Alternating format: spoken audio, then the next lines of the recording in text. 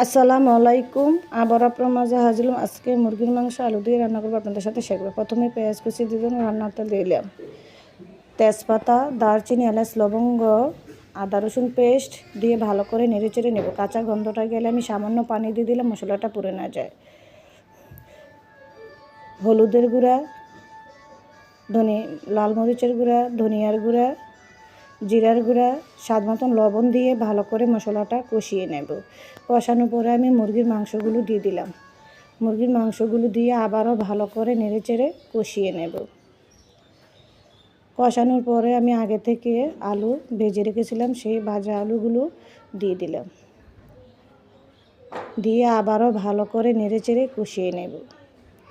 ব্রয়লারের মুরগিটা ঝালটা একটু বেশি দেওয়া লাগে, ঝাল না দিলে মুরগির মাংসটা ভালো লাগে না, তাই আমি ঝালটা কিন্তু বেশিই দিলাম।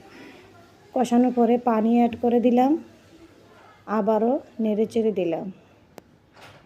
আমার রান্নাগুলো কেমন হয়েছে আপনাদের কাছে যদি ভালো লেগে থাকে একটা লাইক, একটা কমেন্ট, একটা সাবস্ক্রাইব করে দিবেন। আল্লাহ হাফেজ।